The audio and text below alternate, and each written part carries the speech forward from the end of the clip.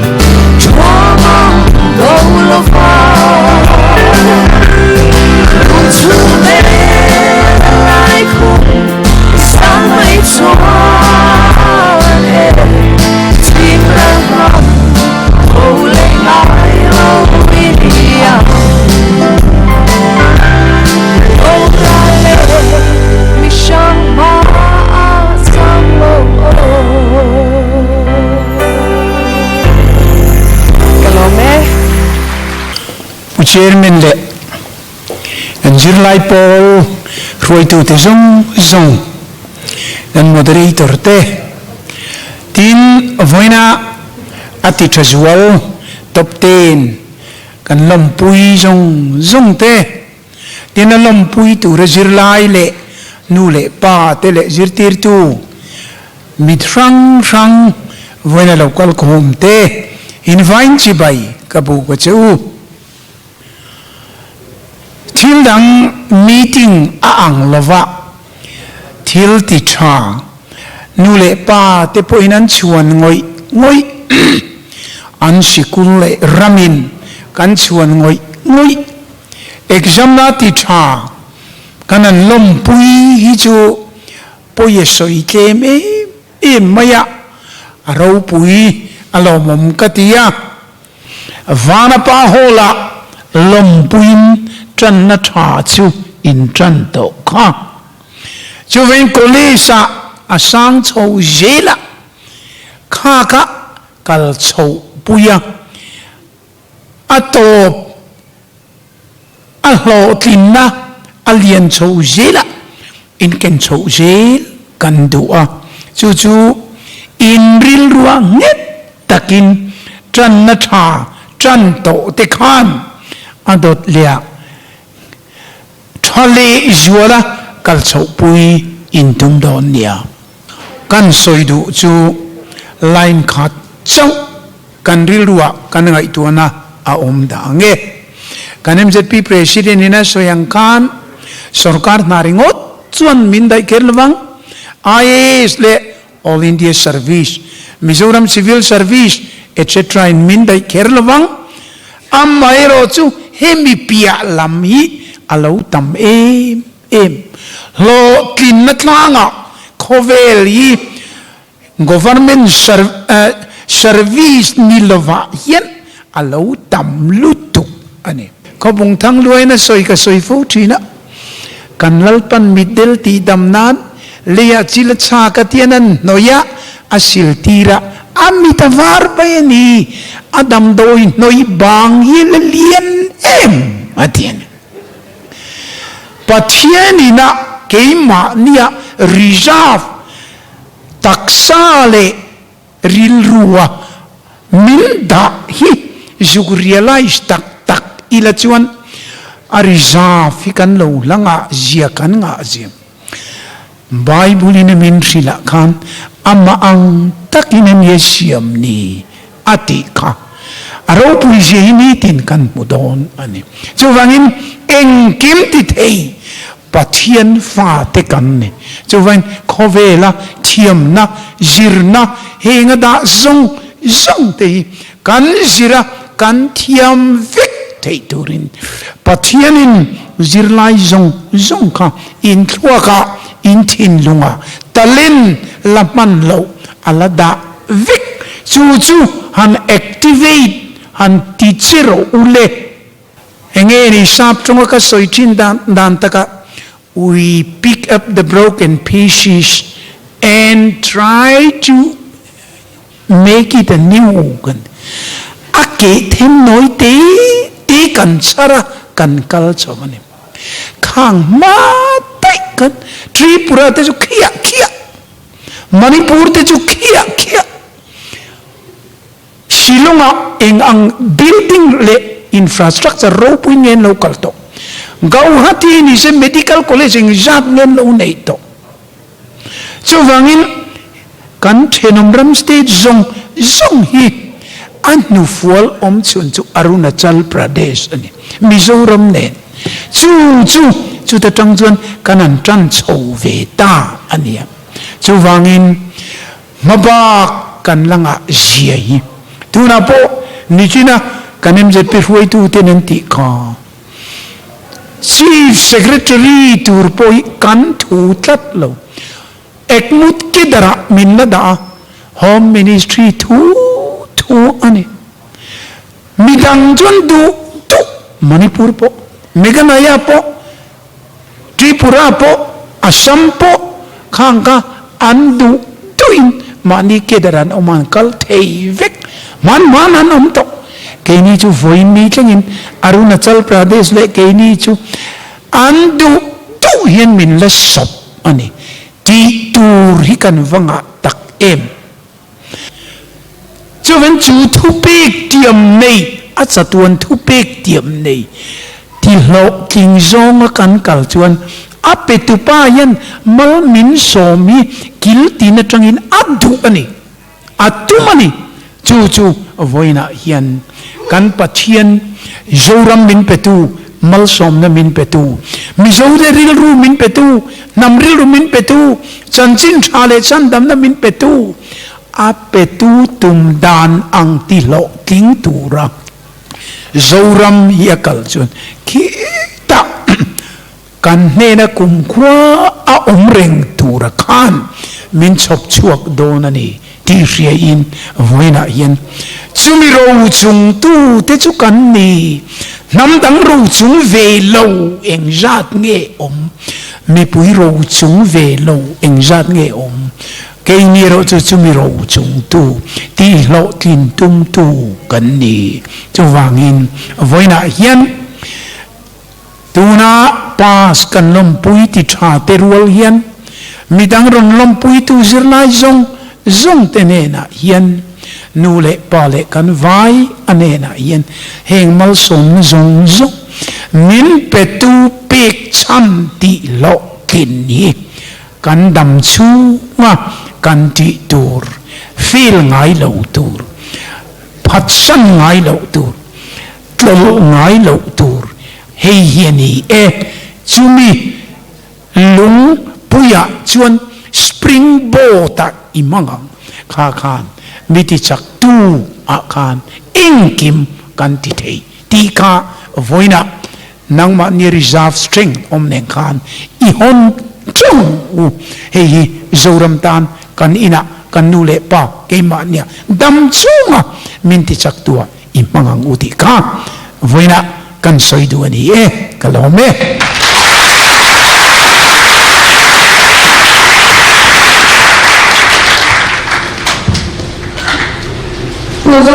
Mizoram Chief Minister chunga lo thu kan soye ole tuna chuanin to parte biang biak na hun kan nei do nanga din som kimile lairam dinaral te an mingkha kalampol chepa ale tuna tunge apa sazoga tunge kan zoang ladies first kan ti meidon mi niang din som kimi kan zot ve ang heta lo chuak se an panin ti zo kang chuan roalin common question panga kan neya chu an chang ve anga ramdin le din som kimi kha heta kabula han loading se heta helama khanin ramdin loading ra se common question panga kan neya chu cha an ti ang le an chan thiam dan ang angin an chang don ya le tuna question number 1 kan zo tang number 1 chuan din somi kimi kan zot ma sapotanga a aim in life le enge achan a reason kha chu shat ve kan chak ke aim in life chu mathematics subject bika professor ni ania hei ka do chan chu Mizoram ZIrlai te bika hi chuanin mathematics hi kan chak lo na ania ka shat wangin Mizoram kan nam le nam ta na chang kai na kan i ve theina tur nia ka shat wangani ulam ava cha em tro ale abak chu kan soi lawang achat zia cha ka soyang ale tuna ramdina kan zot venga enge aim in life chuan enge achan aim in life hi kan nei na a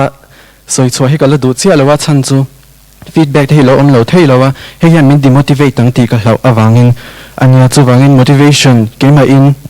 vongila chu motivation in pezoking karing he ka aim in life hi keima tan ni lo midang te tan po a chatur ma so na turani karina wangin he aim in life ka thlan chu ni lo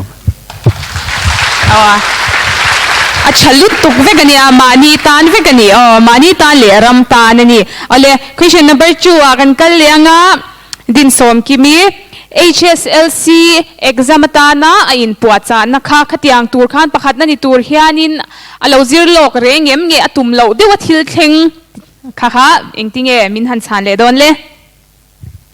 computer changin online class chatakin kan kala in thada me lovin chumi nuwa hostela kan luta hostela routine me normal fill fight takin kan kala da somle chan ve ma chin jong hi hostel routine angin subject zirbi kan nei china da somle chan ve nula ma hi chan ka subject chaklo na lam le text puthar za nan ten kamang chin Ale ava chai na vangai no mem ole ramdina kan zot veang Hslc exam ta na in puacha na to parni hi atum lok rengem ti tenen ati chapol ni chu ni turin kazir ve chin shim shima kumti ra changin online class kan la ka changin the ang tokin a the ang tokin ati chapol ni tumin kazir china consistent doing kuntluanin kazira chuan tlaya hian darkar ni vel kazira zana hian darkar ni changa darkar thum zan hi chu kamen rei theilo wang hian dar som mayan kamu mai china zinga hian darkar khat kazira chorwalin darkar li changa darkar sari vel hi kazira chu chu ni me le chatak tak vek ani en to na a chalai lak chi vek ani kan to parte chan na kha ole pathum na kan lut leang lekha buchiar chungchang lekha buchiar ngai na mi ten lo ni chuan kha khan soyanga chuan lekha buchiar kha an ngai na mi an lo ni chuan lekha buwa khan eng genre nge eng category nge an ngai na ta an sian nem ber di kha kan zot le lekha bu hi kan ZIrlai chin textbook chin ba khechu kachar tam vak la amai ro chu hun ol kan ei chang chang hi chuan no pang thon to fairy tales le folk tales lampang hi kachar de ber chin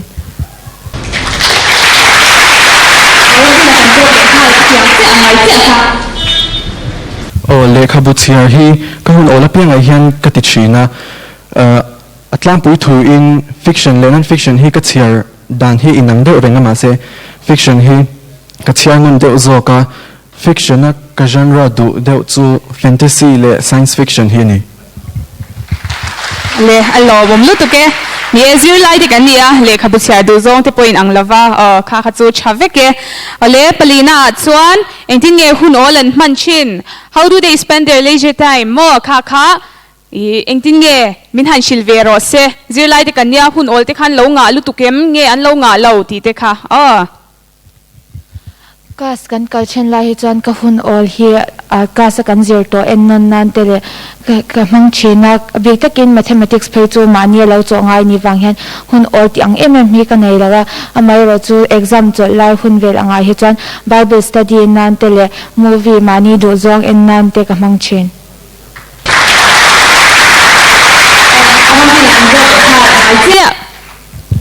hun ola chuan school thil vel zir ti lawa hi chuan lekha chiar hi nuam ka tia lekha ka chiar lo lai chuan movies le tv shows te ka in chin acha hle mei ka interesting ve ve ni chuan in kan zona panga na hi ni china khadin number 2 nen kha na in relate deuh thua ka chuwang chuan in hei chu keman ka du ka zo tang pangana hi chuan pangana question kan nei sai chu tun din mun to parni tur hian shen pai nan in pa chem kum tira chang ti nia ni china khanin number 2 khan miron chang de thwak to chuwa chuan kan zot non lawanga adang olte ka zo tang an pahnia chhana tan tuna ti hian Mizoram Puma MBSC board noya chuan Hslc a topper in launita in mark sa in ang vea chuan in hetiang a topper din huna in loading ta hi in loading ve ta hetiang din huna in han om ta thut hi engting nang mania in feelings kami a first day result chuania khan kami in feelings engting nang mania in reaction mo in nei dan kha te kha chana harangem kha min lo shil theim engting in surprise sem nge heizu rin lok reng ani ti angkha toite in Hslc to parni tur chuan thei top chain kan zira amai ro chu kan be se ngam cha lawa ka result ni shil te kha chuan oite po hara atia kha chuan in ke ma kha shock yaw mai la reaction kan nei lawa amai ro chu ka chung te ka pi re pu te ka nu le pa te kan lo ma wanga an mi tui ta ka mo nu hi chuan in a hlu hle in ka sha pathian hena ani min dam pui the wangin lom thuk ka sei ngai bo kan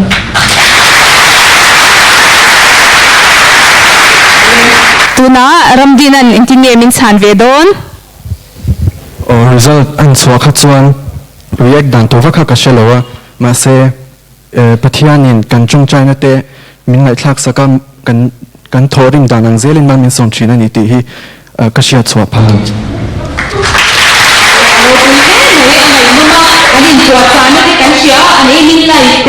mania tumru na an nei chung chang te an ei min life ina an life an nun a invong tlat thei tura a siam na te tumru na an ei na te kan ti theyang khang zong zong te khak ti han kan shat puita a topper te chunga kan loma o in chut na in kal thei tong in chunga kan lom lu tuke chuan an zawai hi chuan top 10ers ho hi chu kan kom vek thei lawa amero chu hunte tam lawa wangin kha kha an ai on zawai ai on ni se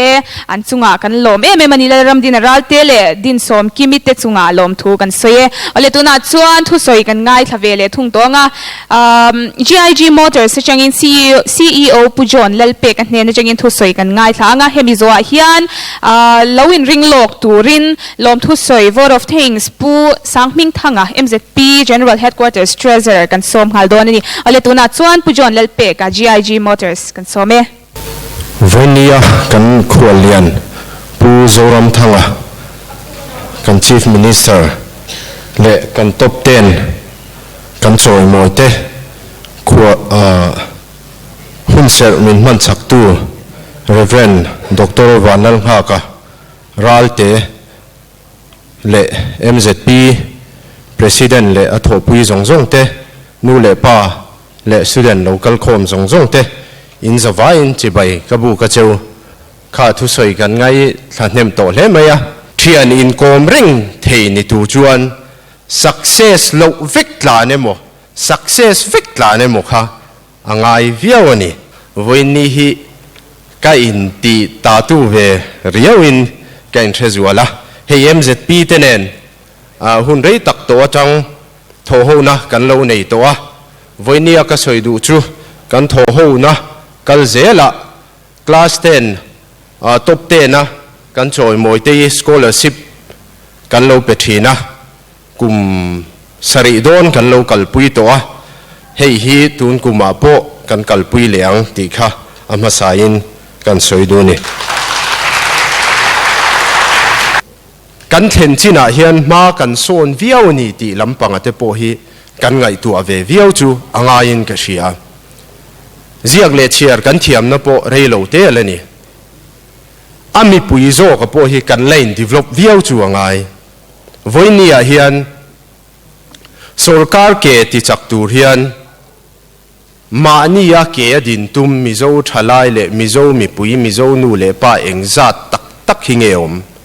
kuzung chang thia tham chau kan lom chumi ani si chuan voinia kan kalda na hi lung oi lo eng ang po nila mizo mi pui te hian kan lain me tok ber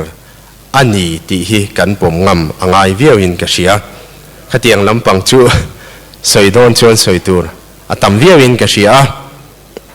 atom na tan bera ka soidu chu thu fing te bung som ni pani a khan sum tam takain ming thathi than jok turania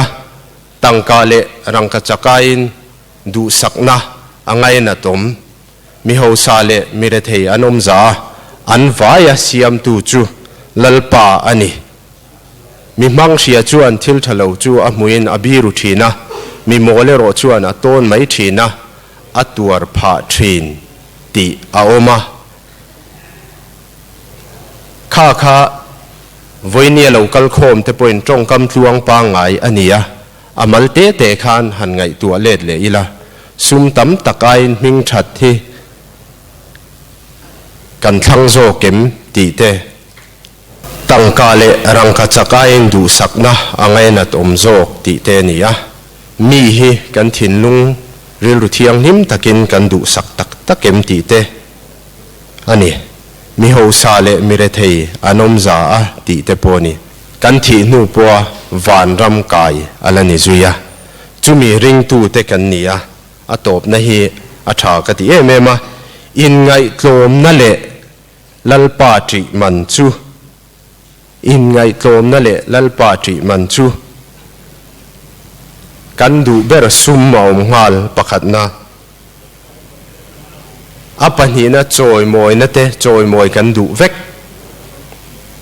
voinia po thu khan thu soi tu then khat kha chuan hemi ma choi moi ve kan du tro nang ni poin in du vek apakhat na sum te tro choi moi na apathum na apoi mo em nun na te kan du akim vek voinia hian voinia thalai lung kal khom zong te in ngai tlom na le lalpa ti man kan nei ani chuan kan du sum te choi moi na te nun na akim vek ani ti setharila in ngai tlom na le lalpa ti na nei tlat turin voinia kan top ten te kan choi moi te le voinia local khom zong te ka so ma cheu ka lome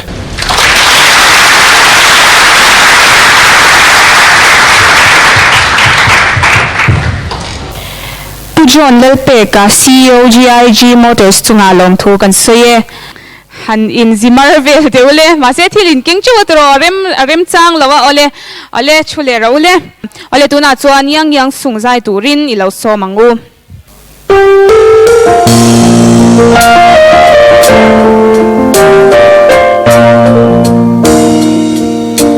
Marthile marin iswafin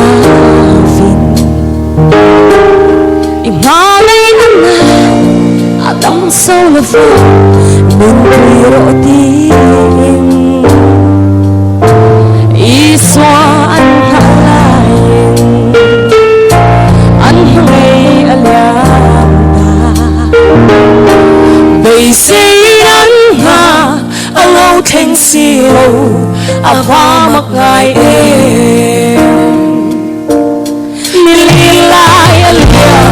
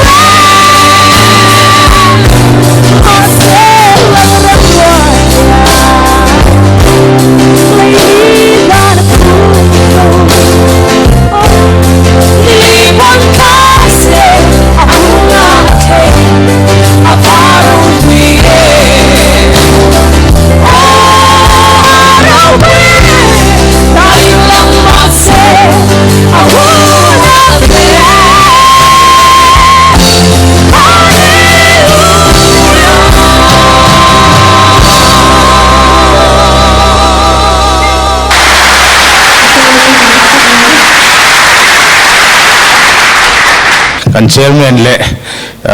kan khwalian kan chief minister zom tak puzoram thanga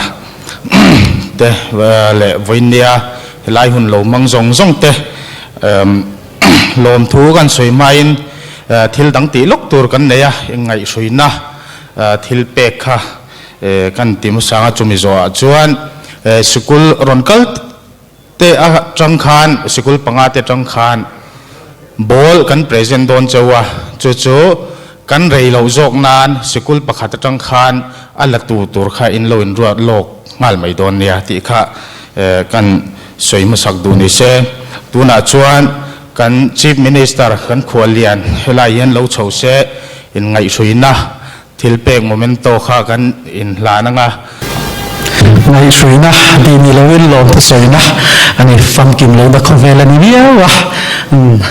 lom to soina puzoram thanga honorable chief minister Mizoram MZP Gen headquarters Aizawl in Hslc top 10 na Mizo Tlingte Chawimawina hun ni som ni le panga mei sang ni le som ni pani ni lai ni ya vana Pawl abuat saya kan som na ngai poi mo a khwalena minton sak awangin lom thu kan soye MZP logo daumani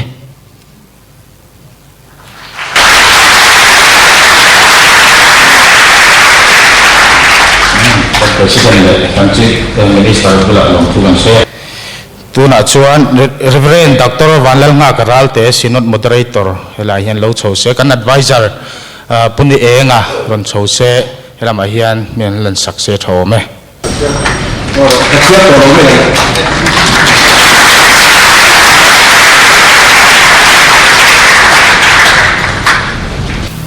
kan zai thiam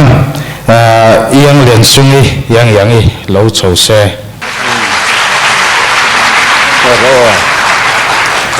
yang i kan lu oi ngai ngai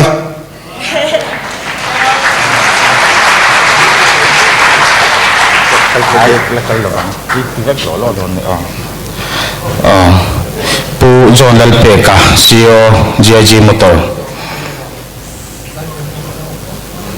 chưa chọc tỏ lộc nào ai thui nắng được ngay rồi puzonal peka hi to che soi ka ju su poisa nei viak to rin ngai nga ma sala Mizoram tan hianin amangani chulai chu Mizoram mi poi hian kan threin ka ria thil chik mi chon chung chu kan sei do ne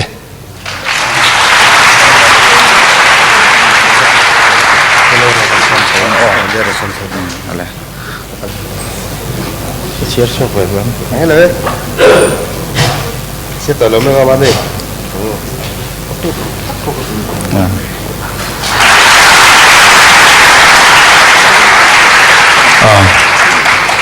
nila kan host nila nel ma chuani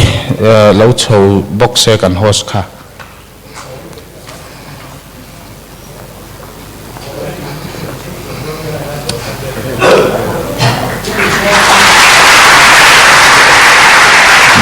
kan ex president chunga long thu kan se ya tuna chuan kan vice president hi helama hian lo chho le te se Saint Joseph Sikula Tangkhan ayo tutur ball hi kan volleyball hi kan present don chewa chu khongai taka ayo meron lak sak turin Saint Joseph Higher Secondary School te kan so me chumi zo lo ring turin St Pawl Higher Secondary School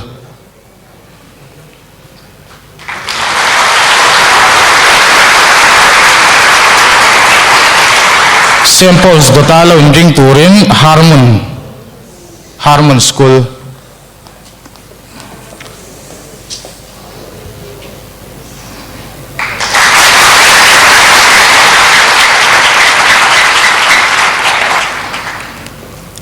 Harmon School dotalo ring turin Mount Carmel School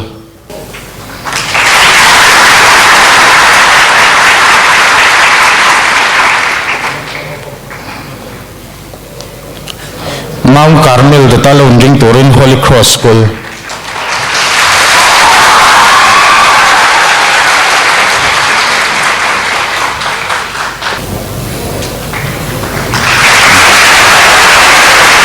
Vice President chunga lom thu kan soya ole kan program te rei tavio maya lom thu soina hun lama kan kal tonga voina kan khualian kan chief minister zaum tak Mizoram kan chief minister hemi Hslc top 10 ZIrlai te ti thachoi moina khualiana miron chan sakhi kan lo me ma tin Reverend Dr. Walal nga ka ralte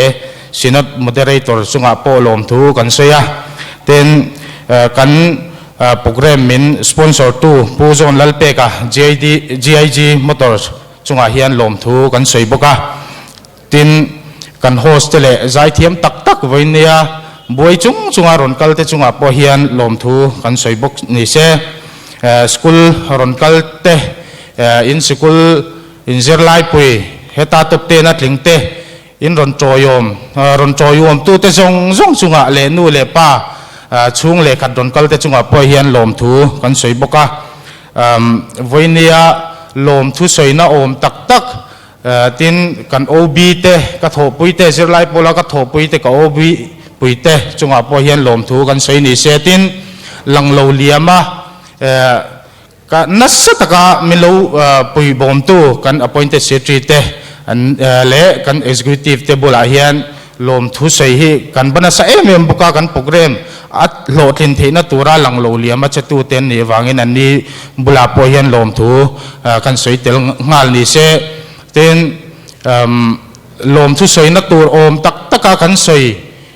kan soi mai pal alo omani chuan khang ho bula po khan lom thu kan soi ni ti kha kat hun top ni se hos khotai lo lan lenga invite chunga lom thu kan soi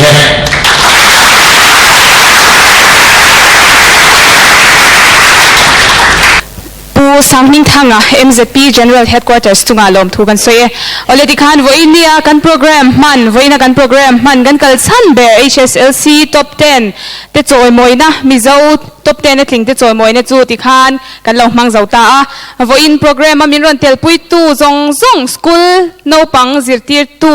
khwalian Mizoram Chief Minister Puzoram thanga te Synod moderator puwanlal nga ka te in zawai chunga lom thu kan soya voinia hetilaya in local in hun te in ron se na zara refreshment tui tak kan nei ang tok kan lo hlui cheu hi min lo pom sak don ya ole khati zong kha voina ta na kan hun man ho thei te ani e